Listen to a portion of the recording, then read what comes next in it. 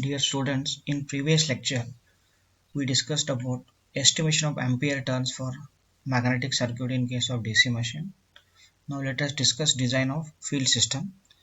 Under design of field system, I am going to discuss about design of pole and yoke section of DC machine. Okay. Now let us discuss first design of pole. The design of pole involves the determination of area of cross section of pole, their height, and design of field windings. Okay, here area of poles is decided based on flux in the pole body, and flux in the pole body phi b is product of leakage coefficient and useful flux per pole.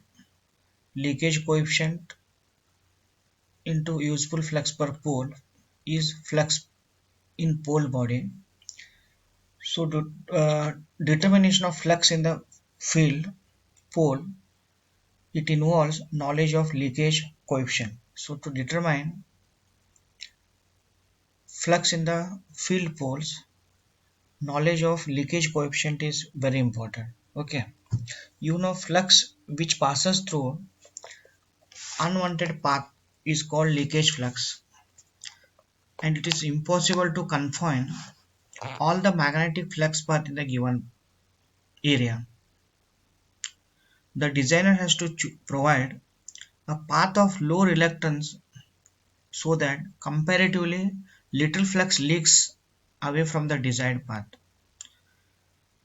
The leakage flux doesn't contribute to either transfer or conversion of energy, but however, this particular leakage flux affects so many performance parameter indices of DC machine, like it will affect voltage regulation, it will create commutation problems in machines, even stray load losses are also increased due to leakage flux.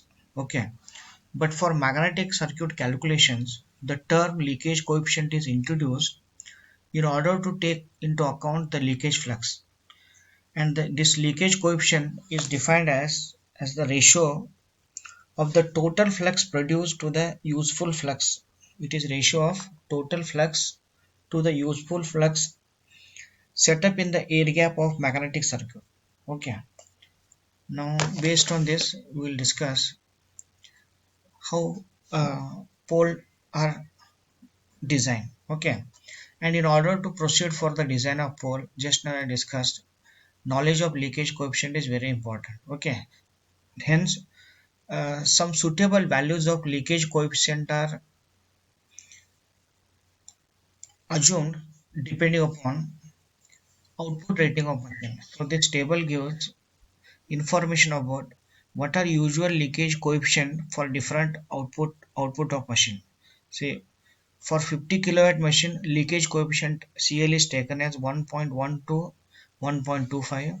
For 1000 kilowatt, it is 1.08 to 1.16.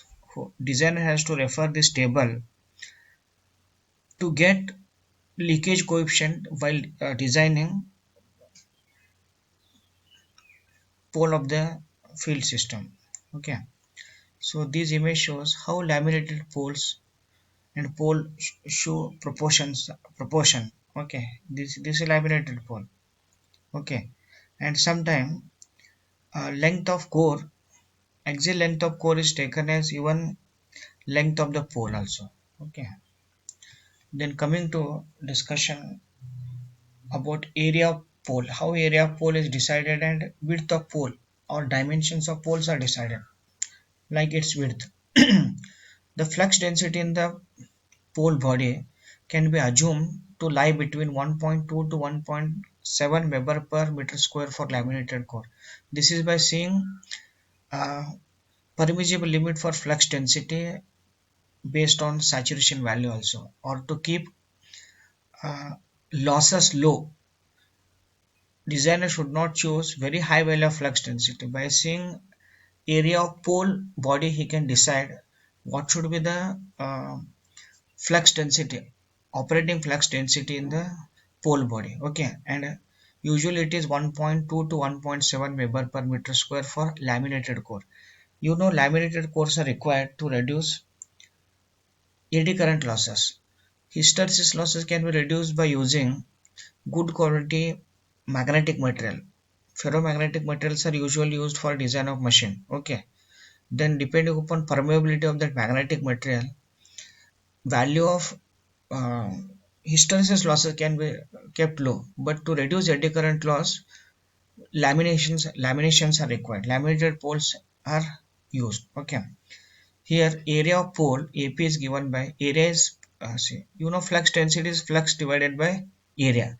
Hence area of pole AP equal to phi p by BP. And just now we discussed flux per pole. Phi p is given as product of leakage coefficient into useful flux per pole. See, this is CL into phi divided by BP. See here, length of pole is taken less than armature in order to permit end play as well as to avoid magnetic centering, and the difference in length is hardly 10 to 15 mm. Difference between length of pole and axial length of armature is hardly few mm. Difference is hardly few mm, 10 to 15 mm. Hence length of pole LP is L minus whatever difference is there, that is 10 to 15 mm. This is converted into a meter. Okay. Then how width of pole is decided? Area of pole can be expressed in terms of its width and length. Okay. Therefore width of pole is AP equal to BP into LPI. Hence BP equal to AP divided by LPI. Right. So what is AP? AP is flux divided by flux density. So BP equal to phi L divided by BP into LPI, where LPI is net iron length of pole core, and taking stacking factor as 0.9 for laminated poles, then LPI equal to stacking factor is net iron length. LPI is zero point 0.9 times LP. Okay. However, for machine using laminated core poles, the axial length of pole is equal to that of armature core, and therefore LPI equal to LI. Okay.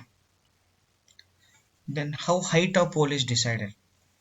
What information is required to decide height of pole? The height of pole is decided by MMF to be provided on the pole at full load. So first thing would be to find out field MMF required at full load. Okay. Then in order to do this, open circuit characteristics of machines are required. That is magnetization curve. But how to draw magnetization curve? To draw magnetization curve, designer must know MMF required for pole and the yoke, and which can be only known if the height of pole is known.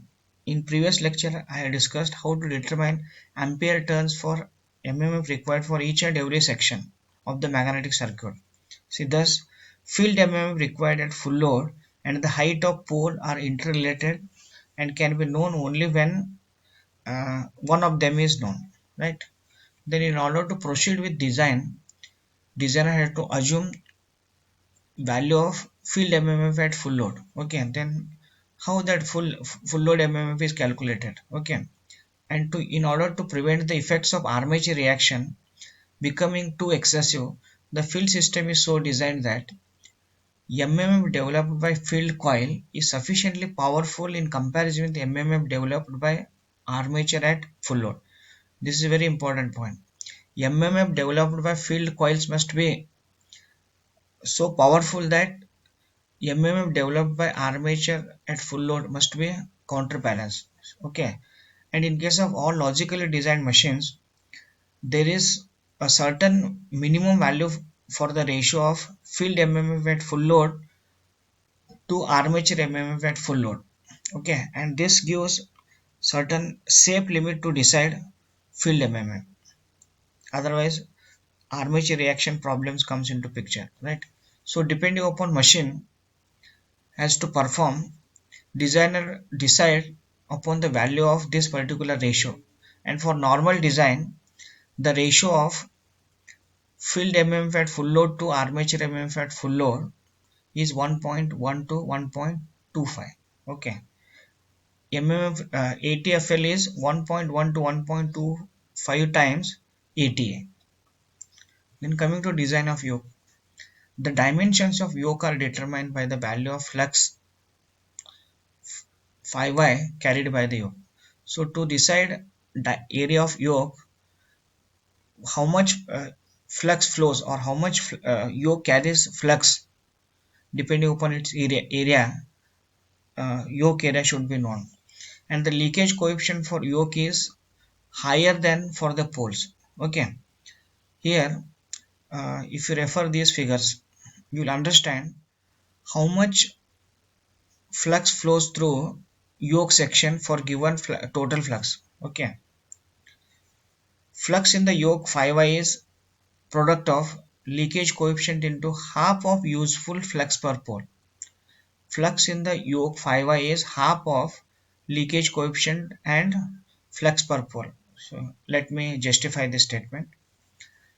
If total flux is phi t around the air gap and this will remain constant for given machine, then when total flux is phi t, then flux per pole is phi t by 2, and at the yoke this flux gets divided into two parts and yoke will carry half of flux of this pole, that is phi t by 4. So uh, these two image are for DC machines having different pole numbers. One is 2 pole and another is 4 pole. If flux in the if total flux is phi t, flux per pole is phi t by 2, and in yoke this flux gets divided into two parts, right? This is one, this is another. Hence flux in the yoke section is phi t by 4. Okay, phi t by 4. See, here flux in the yoke phi is leakage coefficient into half of useful flux per pole. Total flux is phi t, flux per pole is phi t by 2, and flux in the yoke is half of useful flux of, per pole. Okay. Then how area is decided? Area of yoke and depth of yoke are decided. And what could be the flux density in a yoke section, laminated yokes of DC machine? It depends upon again type of steel. Okay, the flux density in cast steel yoke is normally equal to 1.2 Weber per meter square, while in laminated yoke it is 1.5 Weber per meter square. Okay, higher flux density can be chosen for laminated yoke sections. Okay, because losses will be less in case of laminated yokes compared to solid one. Okay, then area of yoke AY is phi y divided by. You know flux density is flux divided by area. Hence area of yoke AY equal to phi y divided by by. Then area of yoke can be expressed in terms of its depth and length. Depth of yoke and length of yoke is nothing but area of yoke. So using that concept, depth of yoke, mathematical depth of yoke can be expressed as dy equal to phi y divided by by. See here, area is area of yoke is nothing but depth. It's depth of yoke into its length. Okay, hence depth of yoke equal to phi y divided by by into ly, where by is flux density in the yoke and ly is net axial length of the yoke. Okay, see here, uh, for cast steel as well as for laminated yokes, what happens to length of yoke and actual length of machine? In case of cast steel yokes, the net axial length of yoke is equal to actual axial length of yoke. Okay, then for machine with laminated yokes, the net axial length of yoke is equal to net iron length of the machine. Okay, here while deciding